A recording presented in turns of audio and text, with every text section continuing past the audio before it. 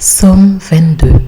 Mon Dieu, pourquoi m'as-tu abandonné et t'éloignes-tu sans me secourir, sans écouter mes plaintes? Mon Dieu, je crie le jour et tu ne réponds pas, la nuit et je n'ai point de repos. Pourtant tu es le Saint, tu sièges au milieu des louanges d'Israël.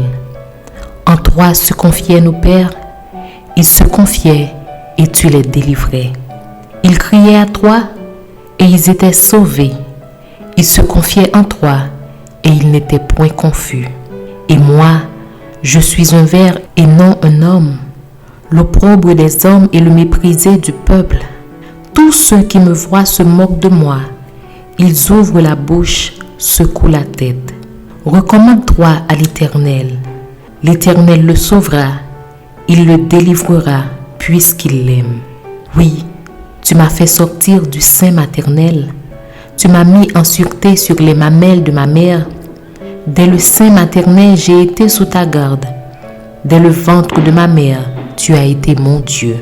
Ne t'éloigne pas de moi quand la détresse est proche, quand personne ne vient à mon secours. De nombreux taureaux sont autour de moi, des taureaux de Basan m'environnent. Ils ouvrent contre moi leur gueule, semblables au lion qui déchire et rugit. Je suis comme de l'eau qui s'écoule, et tous mes os se séparent.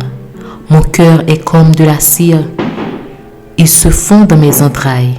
Ma force se dessèche comme l'argile, et ma langue s'attache à mon palais. Tu me réduis à la poussière de la mort. Car des chiens m'environnent, une bande de scélérats rôde autour de moi. Ils ont percé mes mains et mes pieds. Je pourrais compter tous mes os. Eux, ils observent, ils me regardent. Ils se partagent mes vêtements. Ils tirent au sort ma tunique. Et toi, Éternel, ne t'éloigne pas. Toi qui es ma force, viens en hâte à mon secours. Protège mon âme contre le glaive, ma vie contre le pouvoir des chiens.